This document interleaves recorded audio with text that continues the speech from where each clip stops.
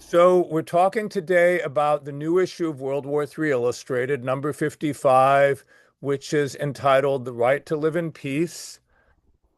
And this issue deals with the ongoing situation in Gaza. And the title comes from a song by Victor Jara uh, called The Right to Live in Peace. And Laramar Laura is going to sing that song.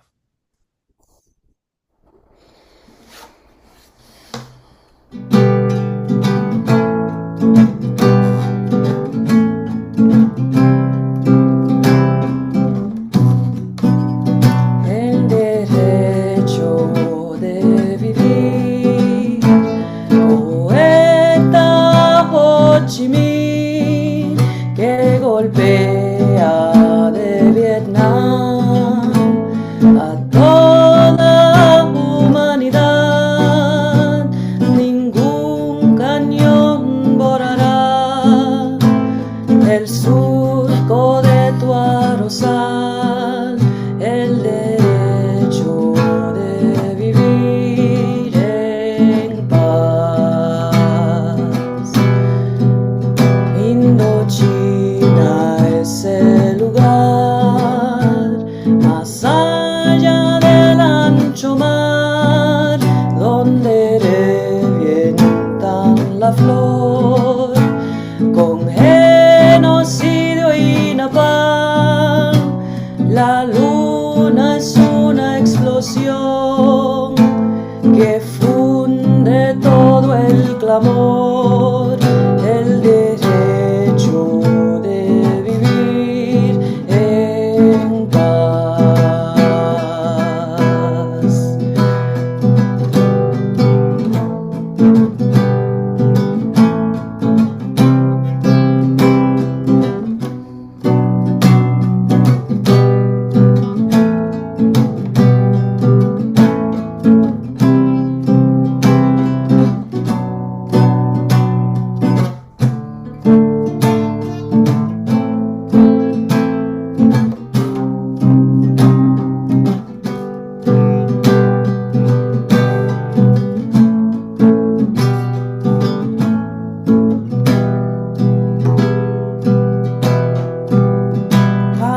Palestina es el lugar más allá del ancho mar, donde revientan la flor por genocidio y napalm. La luna es una explosión que funde todo el clamor. El derecho de vivir en paz. Dios, nuestra canción es fuego de puro amor, es palomo, palomar, olivo del olivar, es el canto universal, cadena que hará triunfar el derecho de vivir en paz. Ra, ra, ra, ra, ra, ra, ra. Ra, ra, ra, ra, ra, ra, ra. Ra, ra, ra, ra, ra, ra, ra. Ra, ra, ra, ra, ra, ra, ra. Es el canto universal, cadena que hará triunfar el derecho de vivir en paz. El derecho de vivir en paz.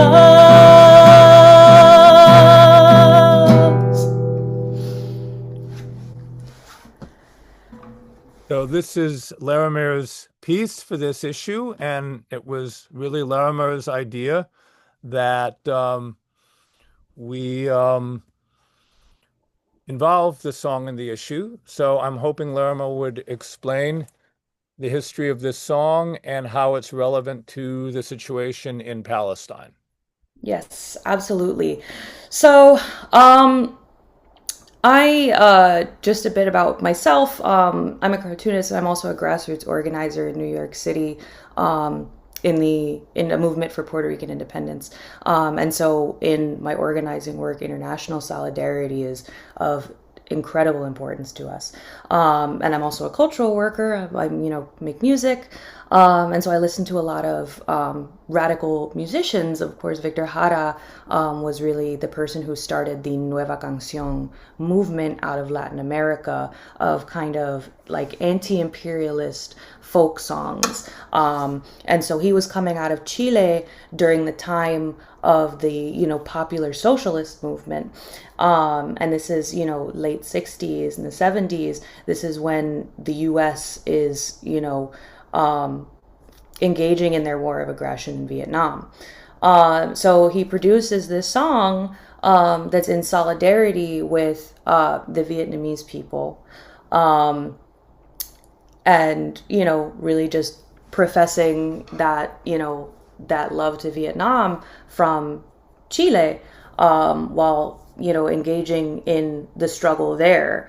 And there have been I produced that piece that was on the screen in November of 2023. So this was a month into the genocide in Gaza, and the parallels between the the movement to support a free Palestine and the movement against the Vietnam War in the United States were becoming really, really clear, where this was a moment where the U.S. couldn't hide its genocidal intentions, right? And people were really seeing this moment for what it was in a way that was really echoing that moment. And so I created that piece as an expression of solidarity, with the people of Palestine, of course, with the people of Gaza, from not just New York, but also from the Puerto Rican movement, wherein Puerto Rico is also, right, a settler colony that's been undergoing, right, those conditions for the last 500 years. So we have very, very deep solidarity with the struggle of the Palestinian people and the struggle for a free Palestine. And in that way, like, we've worked closely with Palestinian organizers the entire time we've been out here, like, showing up to Nakba Day and all kinds of things. So that's kind of, part of what informed that. But I was definitely thinking a lot about this song and listening to it, and how much that sentiment still, came through. That this song is, right, like, it's an expression of love, but also of the triumph of the people, with the understanding that in the end, the people's struggle will succeed, and we will see a free Palestine. So.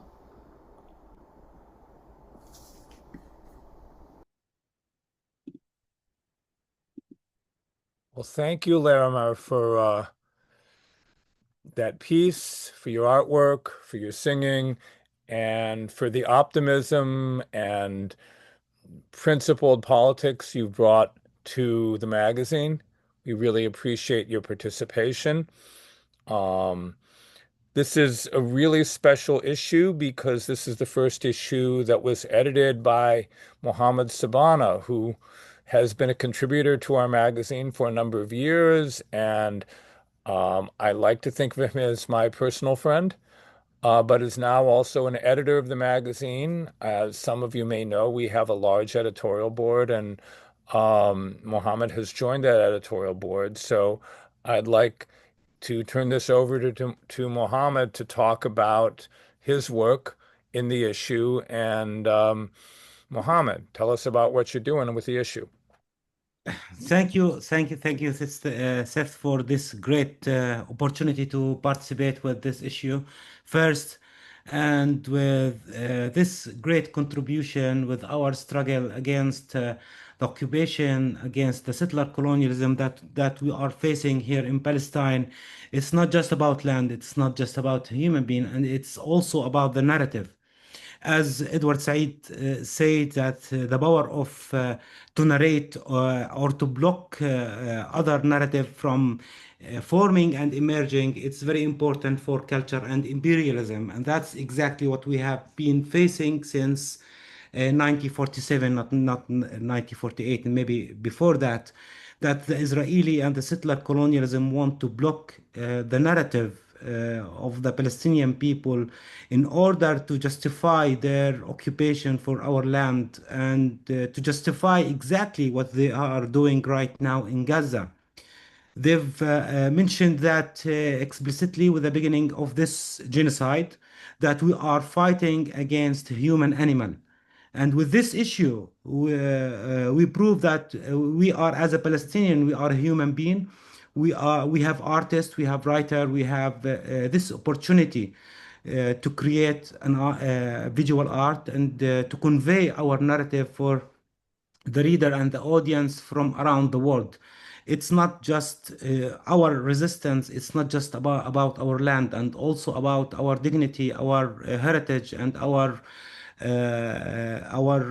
image for us as a Palestinian people, that we are human being.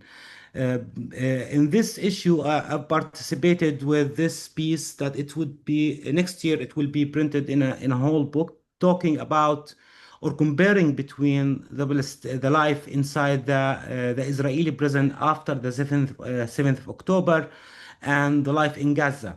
My brother was a Palestinian prisoner. He spent more than 1 year during the war inside the Israeli prison, and this silent genocide inside the Israeli prison, it can be compared with what's going on in Gaza. That's why I brought his story as a vehicle to convey the situation in the West Bank, for the Palestinian prisoner in the West Bank, and for the human being and the people in Gaza. All of these story in this book, it will be a real story. The story of my brother came by interview with him after he was released from the prison, and actually while we were working in this issue, he was arrested for one night by the Israeli. And just last night, the Israeli break into my village in around Jenin, and as usual, he prepared himself to go to the Israeli prison. The life inside the Israeli prison, with the starvation, torturing, attacking the Palestinian prisoner inside the Israeli prison, it's similar to the life inside Gaza. No one right now talking about the Palestinian prisoner, because all the concentration and the media talking about Gaza, but it is the same right now for more than the number that we know, 10,000 Palestinian prisoners inside the Israeli prison, but we don't know how many Palestinian prisoners from Gaza who they are right now in this Israeli prison. And I want also to explain one thing, that my brother and many Palestinian prisoners, they are inside the Israeli prison under the administrative detention law. That means these prisoners, they are inside the prison without going to court, uh, uh, without any reason, actually, just because the Israeli military forces or the Israeli intelligence want to arrest them, just because they think that they want to put these Palestinian prisoners for their reason. As you can see, I try to design my character by two ways or two style. The cubism, that you can see the Israeli prisoners, the Israeli soldiers, all these features inside the prison. But when you are looking to the Palestinian prisoner, the style of these Palestinian prisoners more cartoony way, more cartoon style, and that's because I want to implement MC Cloud theory about the character design and how you can create this cartoony character to make it easy for the reader to replace themselves by this character and to feel exactly what exactly they face inside the Israeli prison. And all of these details, maybe the reader will not believe that all of these details, it's real details. That's my brother. That was his journey during 1 year inside the Israeli prison. All of these things, as you mentioned, I've tried to use a new technique and a new way to create this kind of cartoon. And this graphic novel can be the second issue of my first graphic novel, Born of a Dream, which was published in 2020 by Street Noise in United States. And this book, Welcome to Hell, it will be published but also by Street Noise, because the first book I was talking about, because most of my career or most of my artwork now rely on settler colonialism political framework, how the indigenous face the settler colonialism regime and how the settler colonialism want to treat the indigenous. At that time in 2020, I want to compare between the Palestinian people inside the Israeli prison and outside the Israeli prison. By that book, you will discover that all the Palestinian people, even inside the prison or outside the prison, they are prisoners. They are in these cities, not just in Gaza, and also here in the West Bank. Each camp, each city, each village here in Palestine and in the West Bank, it can be prison. Right now, we cannot go outside Ramallah without crossing 3 or 4 Israeli checkpoints. And if you watch the news, you can find how many the violence of the Israeli illegal settlers in the West Bank. You can find that right now in the West Bank we have more than 900 Israeli checkpoint and gate. If you want to cross through the Palestinian city, which should be under the international law as a Palestinian state. That's why at that time I want to compare between the life inside the Israeli prison and outside the Israeli prison to prove that what we are facing is settler colonialism who want to implement the logic of elimination, as Patrick Wolf mentioned in his book, The Settler Colonialism. But after the 7th of October, what we are facing even inside the Israeli prison and outside the Israeli prison, inside Gaza and outside Gaza, actually the Palestinian people, they are facing genocide. And in Gaza, you can watch that through the social media videos, through the news, and surely not the mainstream media, BBC and CNN and all Fox News and all of these channels. But you can watch all of these videos from the social media, from the activists from Gaza, from the journalists who they been targeted since the 7th of October also. That's why also I want to convey exactly the Palestinian prisoner inside Gaza, inside the Israeli prison, how they are facing the same genocide without news, without activists, without anyone can convey this event inside the Israeli prison. You can see that the different style between the two character, the oppressor, the settler, and the indigenous people or the Palestinian prisoner inside the Israeli prison.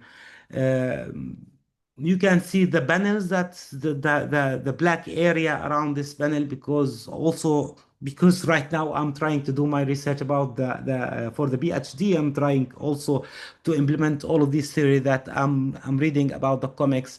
The big area between the panel to give the audience or the reader the space to think or to fill this gap between these panel and to imagine exactly what no one can imagine what's going on inside the prison, because right now still my brother he's treating himself by going to the mountain, the wild life around his our village, because what he faced inside the Israeli prison, no one can imagine that. That's why you can see the gutter around the panel, big with big black area to give the reader the space to think about the life inside these Israeli prisons.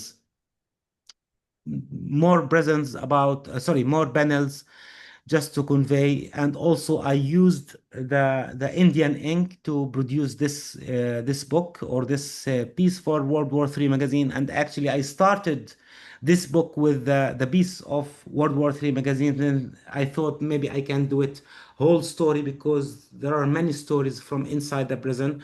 And also, I interviewed many friends from Gaza. Akram Sorani, he's a writer, and Safa Audi, she's also contributed with this issue for World War III.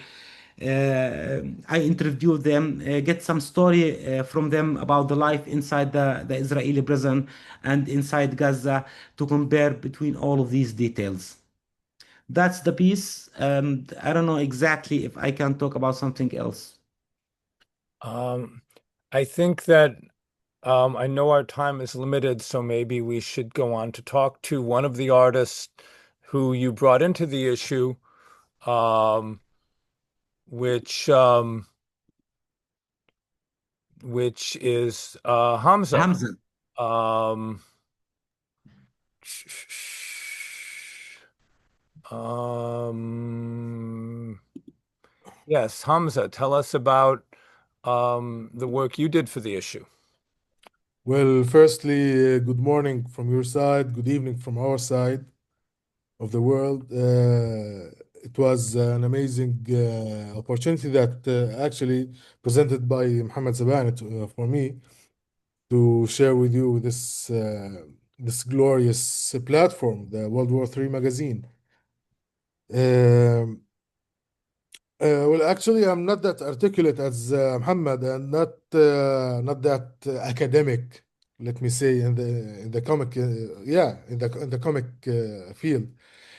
I'm a visual artist. I did my master's in autonomous design. It's basically public art, politics, and sociology, all mashed together.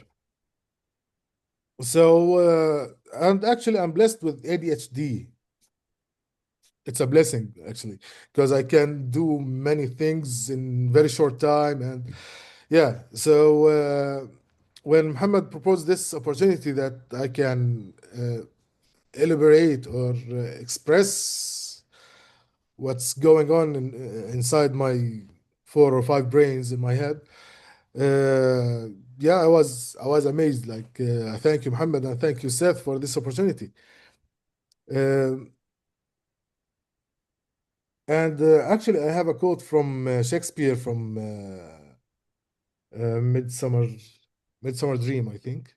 Yeah, things need not to have happened to be true. Tales and dreams are the shadow truths that will endure when mere facts are dust and ashes and forgot.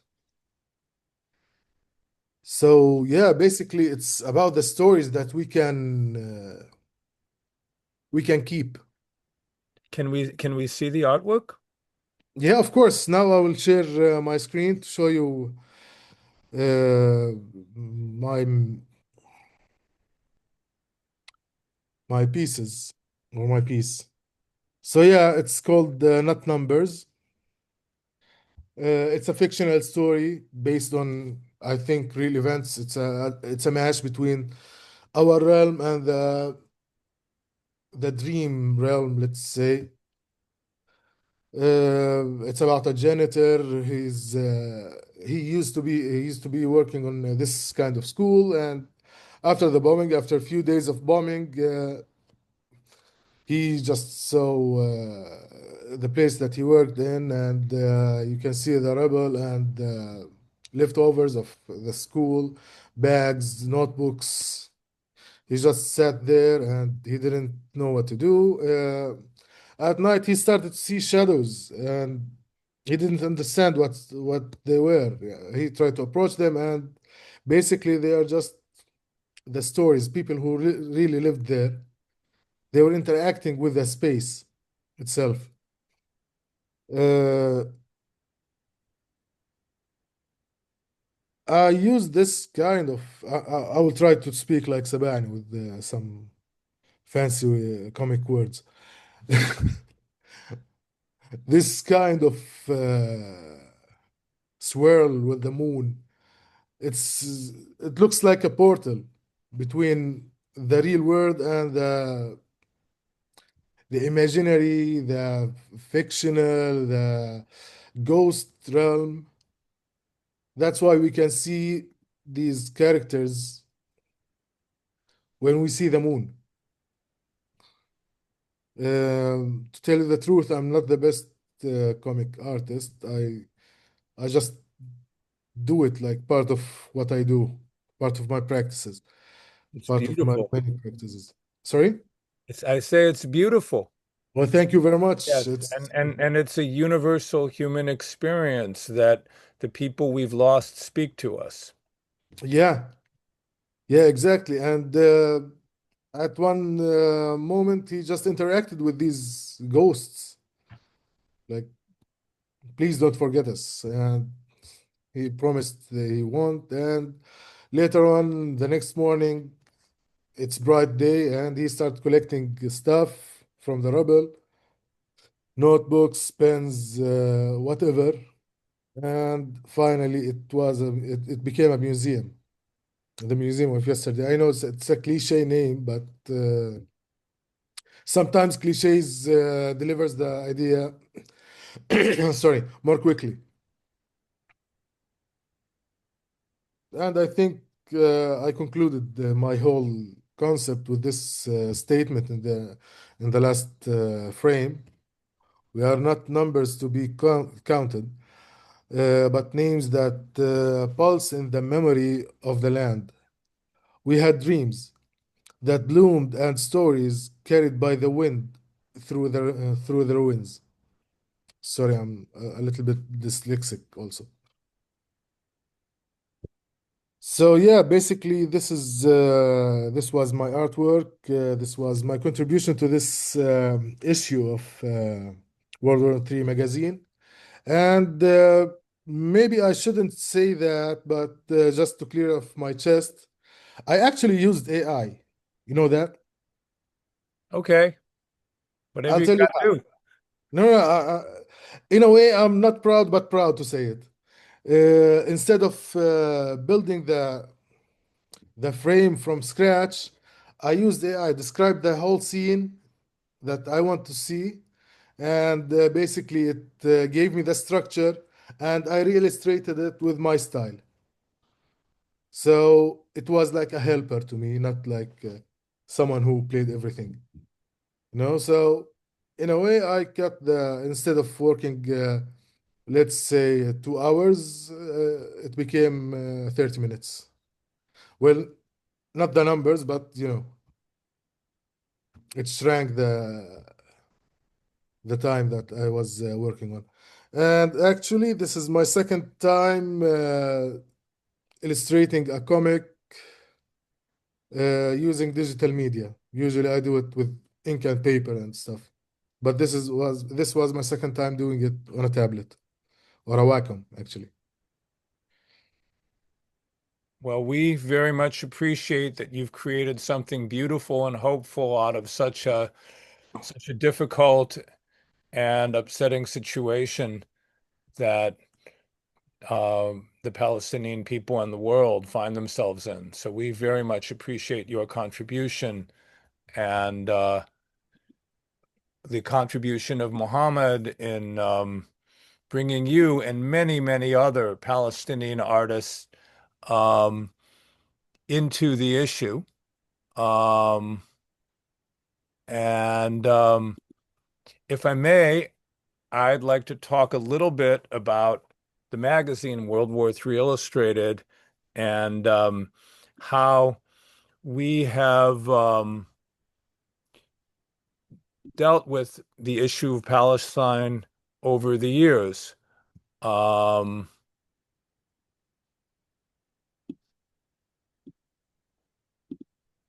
oh, excuse me. Um, Does everyone see the phrase World War III illustrated in the issue of Palestine? Yes. Okay.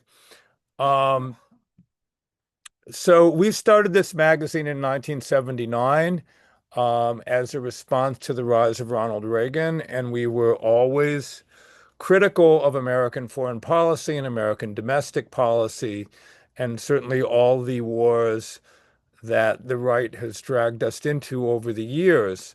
Um, the first editors were myself, Peter Cooper, and Christoph Karlhofer, and we used to joke that we were two Jews and a German talking about the rise of fascism in the United States, which doesn't seem like a joke anymore. Um, and we really became aware of the issue of Palestine because we found out that a cartoonist, Naji al-Ali, had been murdered, had been assassinated in 1989. Eric Drucker made us aware of this and brought us an interview um, with Naji Ali that had originally been published in Middle East Focus, and we published this in World War III Illustrated in 1988. Um, and this began a process for us of looking at the issue of Palestine, and it inspired work by a number of World War III artists, including Eric Drucker and Peter Cooper and myself. And Tom Keogh traveled to Gaza in 1989 and did a comic strip detailing the conditions he found there. And because this was several years before Joe Sacco published his acclaimed Palestine series, it's quite possible that Tom Keogh was the first American cartoonist to go to the occupied territories and to show what conditions like there were like. And here's a panel where Tom describes the Intifada and describes it as consisting of many different activities, not just people throwing rocks at soldiers, but all kinds of civil disobedience. So this is, of course, this word that we're now told we're not allowed to use, intifada, and this is Tom showing what that word actually meant. So that was an incredibly powerful piece he did in 1989. And more recently, Ethan Heitner joined our group, and Ethan has been very active in the movement for boycott, divestment, and sanctions against Israel. And we've also continued to publish Palestinian artists like Taysir Barakat and Mohammed Sabana. And um, our previous issue came out right after October 7th, and when October 7th happened, we communicated to the Palestinian artists working on the issue that we still wanted their work and that it did not change anything for us. We were very interested in what they had to say, and they did great work for that issue. Here's a cover by Taysir. Um, and the current issue is edited by Mohammed Sabana, Annabelle Heckler, um, Larimar Laura, and myself. So Mohammed participates as an editor and also did this amazing cover art. Um, and of course, this is an ongoing crisis, and people want to do more than read a comic book. So here are a few groups you could support and participate with. Um, and you might want to take a screenshot of these frames so that you know how to reach these groups. But of course, there are many people around the world and many groups around the world working on the Israel-Palestine conflict. So these are not the only groups, and you might find someone you can work with who is closer to you and your politics than the groups listed here. But I believe more important than anything else, any other political activity right now, is simply to be clear with everyone you know that you understand that there is genocide going on in Gaza and that you support the human rights of Palestinian people. And to say that, not only to your political comrades, but to all your friends, to your family, to the people at your church or your mosque or your synagogue, to say that at work, to say that um, with everyone you deal with at school, because what we've been dealing with for many, many years is the idea that this is too controversial to be discussed, that you can't say anything about the Israel-Palestine conflict. And there's been an imposed silence on this issue. And what we're seeing in Gaza is what states do when they are beyond criticism, when they're not accountable. So the first thing we need to do is break this silence and establish that it is okay to criticize Israel, that it's okay to talk about this issue, that this issue is something human beings can discuss. Um, and I encourage everyone to be as upfront and out of the closet about their support for Palestine as possible. And I hope you will take that message from our magazine and from our participation in all the events that the magazine is participating in this fall. Thank you very much for your time.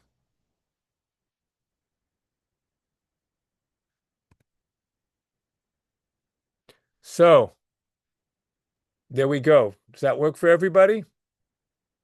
Yes, that was great.